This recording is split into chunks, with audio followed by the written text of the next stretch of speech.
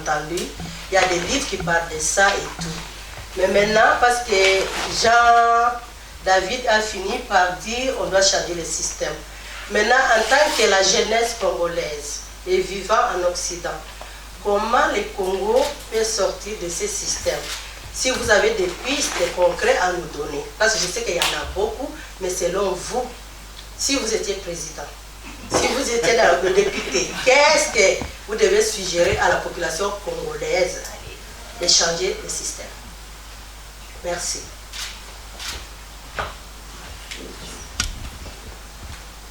Alors, oui, merci beaucoup, très bonne question. Et je crois qu'on peut diviser cette question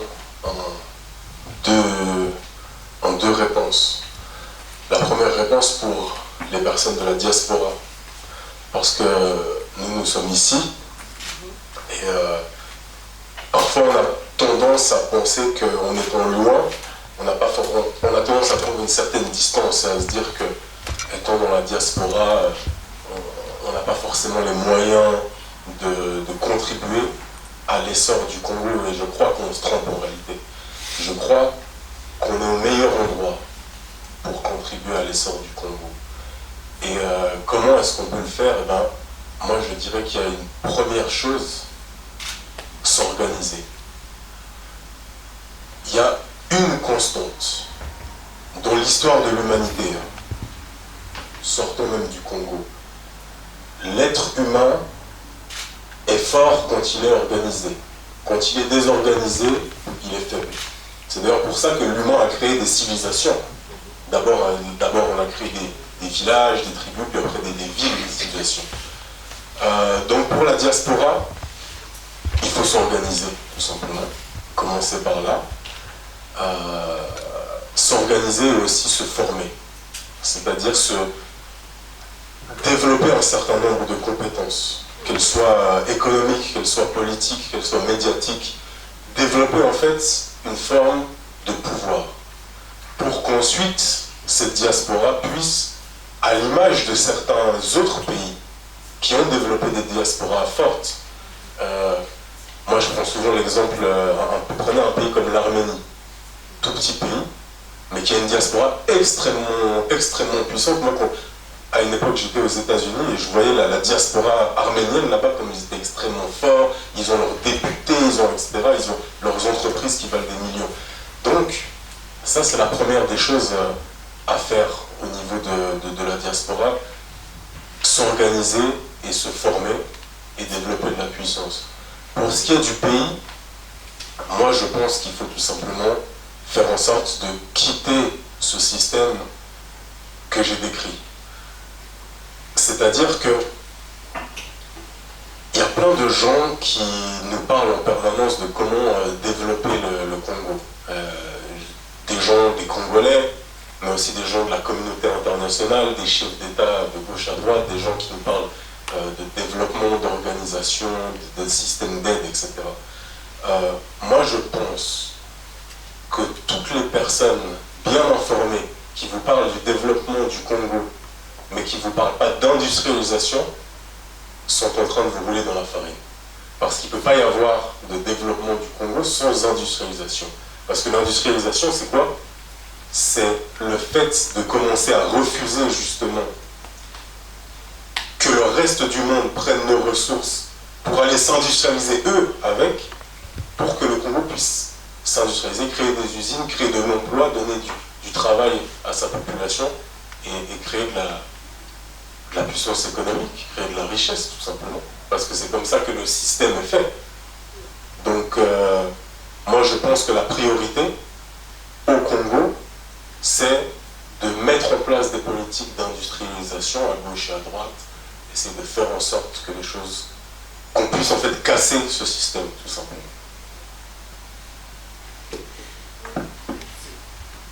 D'autres questions? Est-ce que je peux rebondir un peu par rapport à ce que Jean-David vient de dire? Bien sûr. Ok. Et pour enrichir en tout cas la compréhension de ce qu'il vient de dire, c'est vrai. L'exemple qu'il vient de montrer, il y a des diasporas qui sont organisées. Je prends l'exemple, par exemple, de la diaspora malienne à l'époque, il y a une trentaine d'années en arrière. Un jour, je me promenais à Genève, je vois une banque avec un écriteau, la banque malienne. Mais comment les Maliens peuvent avoir une banque ici en Suisse? J'étais étonné. Alors j'ai tout fait pour que je puisse poser la question de savoir comment ils sont parvenus à faire cette banque-là. Le directeur de cette banque m'explique ceci. Il me dit, nous sommes organisés. La diaspora malienne de la Suisse, de la France et de l'Italie.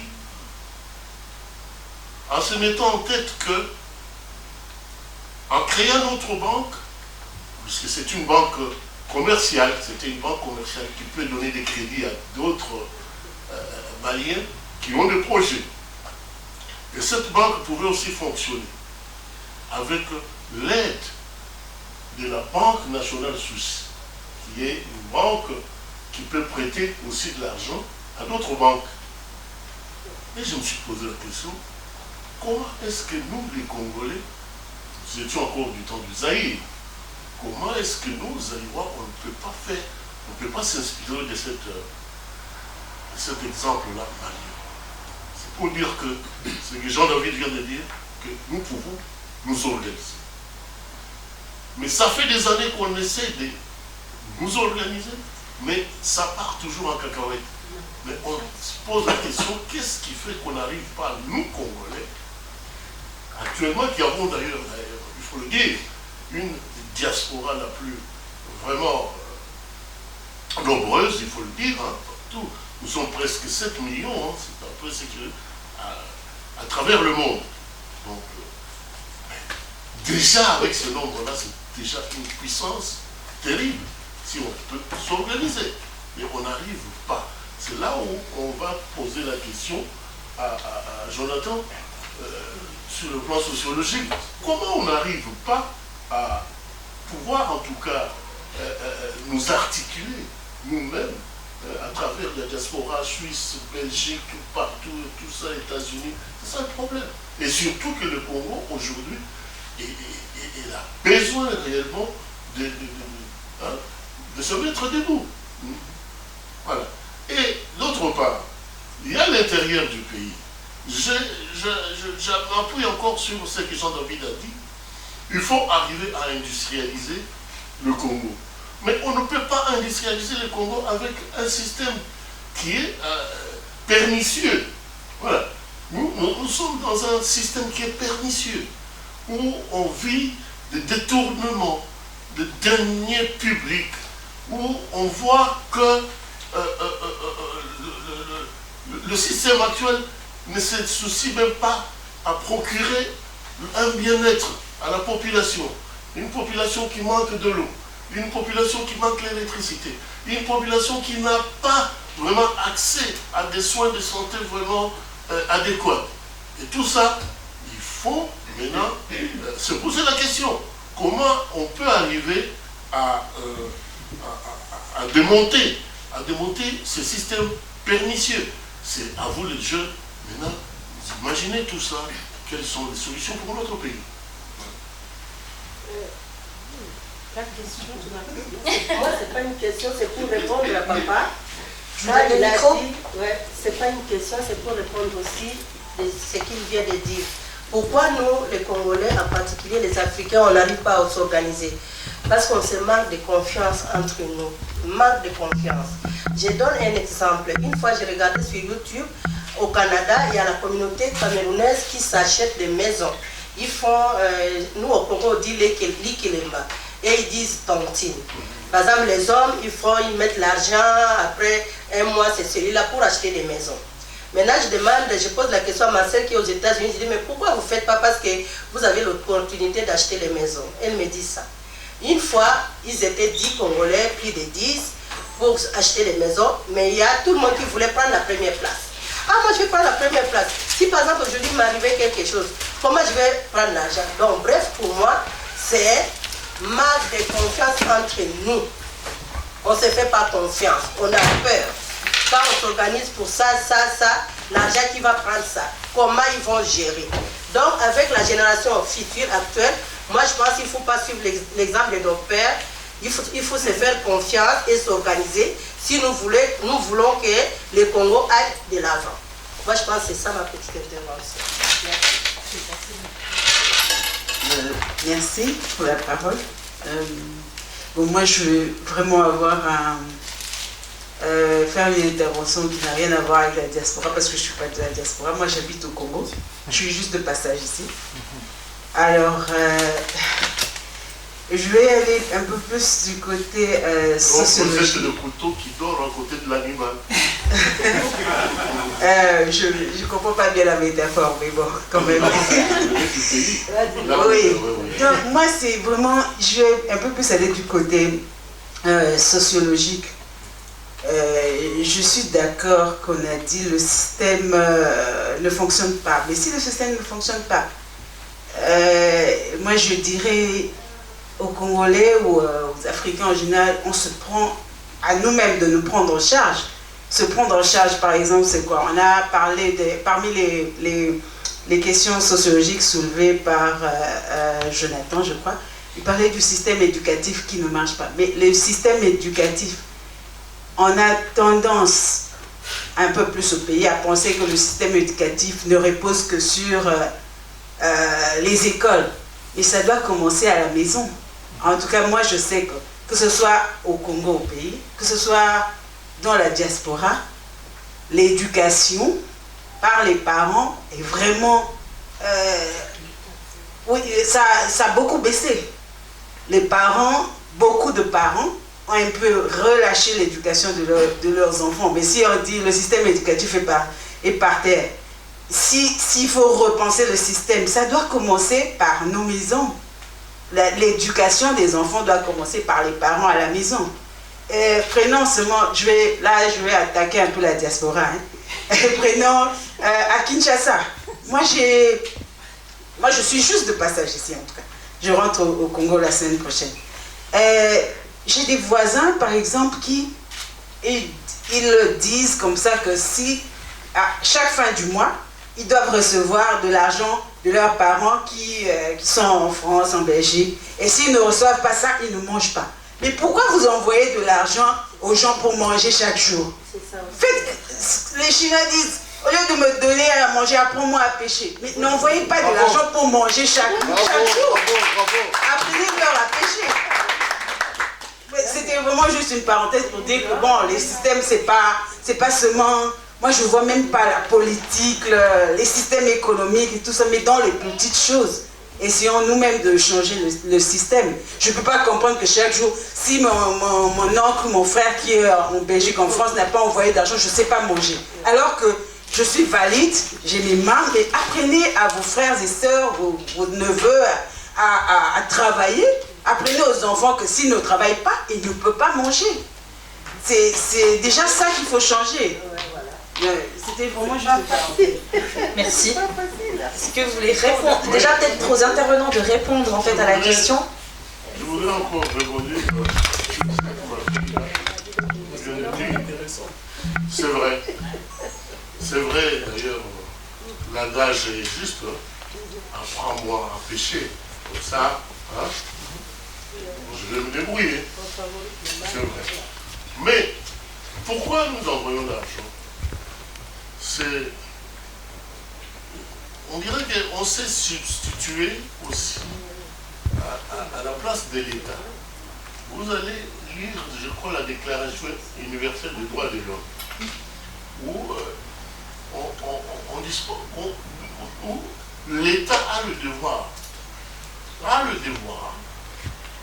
de s'occuper de la santé de son population, a le devoir de nourrir la population, voire même de le vêtir. Et là, il faut dire que c'est l'État qui est maintenant vraiment démissionnaire de son vrai rôle de gérer donc son peuple. Il faut le dire. Et On parle aussi de l'éducation, c'est ma fille qui a parlé de l'éducation. C'est vous-même. Hein? C'est vrai que ce n'est pas à cause de la diaspora que l'éducation est au rabais. Là-bas au Congo, on apprend des choses qui sont ahurissantes. Que actuellement, il y a ce qu'on appelle le marché des diplômes. Hein? Il y a des professeurs qui n'arrivent plus à nouer le bout du mois, mais qui recourent à des pratiques qui sont immorales, en donnant des notes moyennant vraiment de l'argent chez les enfants. Et que ces enfants sortent parfois de l'école sans vraiment un véritable bagage scientifique avéré. Donc tout ça, c'est le rôle de l'État, ce n'est pas le rôle des parents, c'est le rôle de l'État. C'est-à-dire, à notre époque, nous avions un système d'éducation où on nous apprenait à l'école déjà ce qu'on appelle le civisme. Le civisme ou l'éducation morale. Donc, comment vraiment on peut s'investir pour aimer son pays, comment servir son pays. Déjà à partir de l'école, on savait qu'il faut absolument être utile à la société en pratiquant ceci, en pratiquant. Donc aujourd'hui, il y a une perte de valeur chez nous. Ça, vous venez du pays, vous pouvez même le remarquer. Nous avons aussi des informations qui nous viennent par-ci, par-là. Vous pouvez témoigner que le pays n'est pas ce pays-là où les gouvernements s'occupent réellement du bien-être de leur population. Voilà. Ça, je crois que vous pouvez dire le contraire ou bien vous pouvez vraiment confirmer ce que je viens de dire. Je ne sais pas si je peux confirmer ou pas, mais même les Congolais qui sont ici, quand on regarde la façon dont ils se comportent. Non, je parle du pays d'abord. Vous savez, nous sommes un peu nombreux. J'ai vu ce que Jonathan a fait comme statistique ici. Donc, il y a eu une évolution qui est spectaculaire de la diaspora congolaise en Europe. Les Congolais qui venaient en Europe dans les années 60, c'était pour faire les études. Après les études, ils rentraient. Et quand ils rentraient, ils se mettaient carrément au service du pays. Les gens de ma génération qui étaient venus en Europe dans les années 67, 68 et tout ça, et c'est vrai, beaucoup. Le même Europe, ce n'était pas pour y rester, pour faire ce qu'on appelle les libanga. Non, ils rentraient au pays pour aller servir, donc, le pays. Mais après, l'économie du pays commence à dégringoler et tout ça, etc. On commence à assister à une espèce de migration économique. Beaucoup disaient, bon, donc la vie, au lieu de la chercher chez vous, ils allaient maintenant ailleurs pour aller chercher cette vie. Beaucoup y restaient, et longtemps, et je peux le dire jusqu'à aujourd'hui. Et c'est pour montrer effectivement pourquoi le pays est devenu ce qu'il est. Ça veut dire qu'il y a eu carrément des dirigeants de ce pays qui ont démissionné face à leur devoir. Je viens d'apprendre encore, il y a 2-3 jours, qu'il y a eu un détournement encore spectaculaire d'argent de l'État par les gens qui sont au pouvoir. On va interpeller, je ne sais pas, le ministre du Transport, tout ça, à qui on avait accordé un crédit, si ce n'est pas de 5 millions pour réhabiliter, si c'est un aéroport quelque part. Cet aéroport n'a jamais été réhabilité. Et où se trouve l'argent? Il y a eu un détournement de 300 millions de dollars. On reviendra sur ça. Hein? Question de rester un peu sur le thème d'aujourd'hui. Je tiens simplement à nous signaler que c'est vrai que quand c'est trop long, c'est aussi fatigant, il faut des fois donner du goût pour encourager la prochaine édition. Donc, gérons vraiment le temps parce qu'après on aura un cocktail, peut-être on pourra échanger dans les couloirs. C'est tellement intéressant, savoir l'importance, ça fait sentir l'importance mais on continue les questions peut-être dans 10-15 minutes, on pourra arrêter. Moi-même, je pourrais aussi rebondir, mais je donne d'abord la parole à ceux qui ont le Très rapidement, je voulais juste... Tu veux prendre d'abord la question comme ça, peut-être que ça serait tout. Vraiment 30 secondes à la question d'avant, c'est quelque chose de très important qui a été dit. Je voulais revenir vraiment sur quelque chose d'extrêmement important qui a été dit avant. Le changement commence à la maison.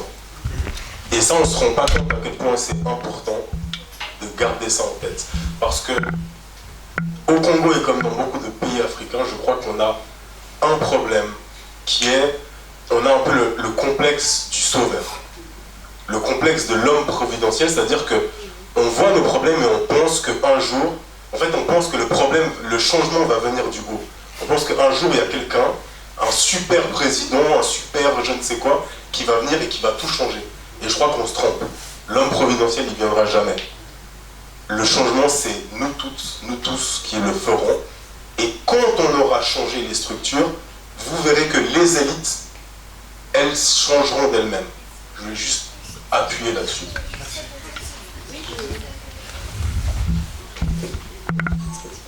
Merci beaucoup. Après, j'aurais une question. Voilà, je voulais juste rebondir donc, sur les deux interventions qui ont été faites, parce que ça me parle énormément. Donc, je m'appelle Rosanne Katikati. Je viens de la région de Bandundu, mais mon cœur, depuis des années, c'est l'Est de la République démocratique du Congo. Et donc, j'ai démarré une association qui vient... je ne vais pas faire de la pub, hein, mais juste pour vous expliquer, pour rebondir sur ce qui a été dit, qui vient donc particulièrement en aide aux réfugiés. Comme vous savez, on compte 3 millions de réfugiés congolais, donc des déplacés internes, à l'Est. Et en fait, ça m'a beaucoup touché ce que vous avez dit, parce que j'ai même un flyer ici qui reprend un peu ce que vous avez dit. J'ai juste pas voulu reprendre exactement parce que c'est une référence de Lao Tzu, qui est chinois, et bon, la Chine, bon. Mais c'est écrit « Investir dans l'homme, c'est investir dans l'avenir ». Offre un fruit à un homme, ça le nourrira une journée. Aide-le à planter un arbre, ça le nourrira toute sa vie. Et en fait, moi, ce qui m'a toujours inspirée dans nos frères congolais qui sont à l'Est, c'est leur volonté de s'en sortir. Les gens qui sont là-bas ne demandent pas la pitié des gens, ils demandent à avoir un travail. Là, actuellement, on a lancé une école qui soutient 850 élèves, pour la plupart des enfants qui viennent de camps de réfugiés. Et comment est-ce qu'on a essayé de faire pour l'autonomisation des personnes, et notamment de leurs parents, qui pour la plupart étaient des agriculteurs, et qui ne demandent qu'à travailler, mais qui n'ont plus l'accès à leurs champs, c'est en leur permettant de travailler. Ils ne demandent pas l'argent, ils ne demandent pas la pitié des gens, tout ce qu'ils veulent, c'est travailler. Donc j'ai trouvé ça très intéressant ce que vous avez dit, permettre en fait aux gens de travailler, d'être autonomes, de ne pas être dépendants, de ne pas être dans la, comment on va dire ça, l'assistanat. Et je pense que c'est une des clés, parce que c'est vrai, moi je trouve que ça me ferait rêver d'avoir Tesla qui serait obligé d'employer des Congolais, d'avoir des industries au Congo. Mais en attendant, comme disait quelqu'un, il faut commencer par les petites choses. Et je pense que aider les gens avec du travail, c'est une des clés. Alors, j'ai une question. Je peux venir là pour ma question. Moi, je viens vers toi. Ouais. Voilà. Merci. Là, je me mets comme intervenant, comme société civile. Cher conférencier, il y a un mot qui est revenu souvent, je reviendrai à la fin, la nécessité de s'organiser. Ça serait ma conclusion à la fin, si Jocelyne et Didier vont le permettre. Parce que je vous prendrai pour action économique. Jean-David qui a parlé de l'économie, je commencerai par là. Aujourd'hui, une entreprise, c'est quoi? C'est le capital, c'est la main-d'œuvre, c'est la terre. Nous sommes d'accord. Commençons par ici au niveau local. Je ne parle pas encore de la RDC. Nous qui sommes ici en diaspora. Vous connaissez le système suisse à 3 piliers. L'ABS, deuxième pilier, et éventuellement, troisième pilier. À moins que je me trompe. Là, je vous parle en tant que syndicaliste et économiste. Le deuxième pilier, aujourd'hui, beaucoup de nos aînés de la génération de notre Baoba, Paul Kaumbu, moi je l'appelle, on avait trouvé un mot, Didier, qu'on avait trouvé, qu'on attribuait au VC, c'est plus qu'une légende. Oh, c'est trop d'honneur. Oui, vous méritez. Aujourd'hui, nos parents, ceux qui ont travaillé ici en Suisse, la majorité, ils sortent, nous connaissons le système, leur deuxième pilier. Ok? En Suisse, pour bénéficier de ces 100%, il faut bosser au moins 44 ans. On est d'accord? Or, beaucoup de nos aînés, de nous autres, on est venus à l'âge adulte. Donc, le minimum qu'on pourrait sortir un peu dans nos deuxième pilier, c'est à peu près dans les 200 000. Si vraiment vous voulez sortir votre deuxième pilier, ça nage entre 150 000 et 200 000. D'accord? Ce sont des élites qui sont là. Il y a un sociologue, il y a qui c'est un politologue, et ils sont nombreux. Hein? Les économistes, il y a une qui se cache, je ne sais pas où est-ce qu'elle est. Aurélie, elle est où? Elle doit se trouver quelque part. Et la commission interdisciplinaire fait son travail. On est en train de les répertorier tous. Je vais sur les économistes. Imaginez 10 par an. Je ne dis pas 100. 10 par an. Parce qu'en Suisse, on travaille. Hein. Ici, ce n'est pas la France et la Belgique. Ici, aussi. 10 par an qui sortent 200 000 de deuxième pilier. Ça nous fera combien? Non, il faut parler fort, il ne faut pas avoir honte. Pourquoi avoir peur? 2 millions. Vous avez parlé d'une banque. J'ai pris 10 ans, c'est ça. S'ils étaient 100 à sortir 200 000, est-ce que c'était possible de créer une banque ici en Suisse qui pourra ensuite redonner des crédits pour investir et créer les ponts avec les pays? À vous de réfléchir. Deuxièmement, sociologue. On a eu beaucoup de discussions avec lui. Nous sommes tombés d'accord avec lui sur le fait que l'éducation a un rôle à jouer. Vous avez raison. Je suis un ancien conseiller de la présidence. On m'avait donné la mission de savoir où se trouve, voilà, c'est pas cette présidence. Hein. Je n'ai pas honte de dire que je suis la génération Mobutu. Mobutu, j'ai vu Mouzé, tout ça. On m'a donné une fois la mission de savoir d'où vient l'inconscience et l'irresponsabilité de l'homme congolais. Évidemment, dans le système éducatif, il n'y a pas que l'école. Nous, quand on grandissait, on avait des clubs du quartier, on avait des associations, on avait même des églises qui devaient participer à l'éducation. Ben, aujourd'hui, je confirme ce que dit notre sœur ici, le système est défectué, voire périmé. Moi, j'ai fait la section commerciale. Je ne peux pas comprendre que jusqu'à aujourd'hui, encore c'est nous d'activer à l'école. Alors qu'ici, on parle de l'anglais et de la... C'est quoi votre système? L'informatique. Je ne peux pas comprendre ça. Pourquoi on ne doit pas évoluer?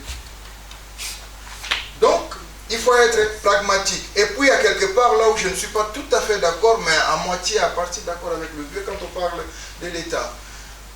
Moi, je dis, s'il y a les mal que le système Mobutu nous a légués, c'est de nous faire croire que l'État, c'était le gouvernement. Quand je suis arrivé en Europe, j'ai vu que l'État, c'était les citoyens. Ce n'était pas le gouvernement. Parce qu'il suffit d'un rien dans cette salle, pour que la police vienne, il faut qu'il y ait un citoyen qui signale à la police. Qu'est-ce que nous faisons de notre pays?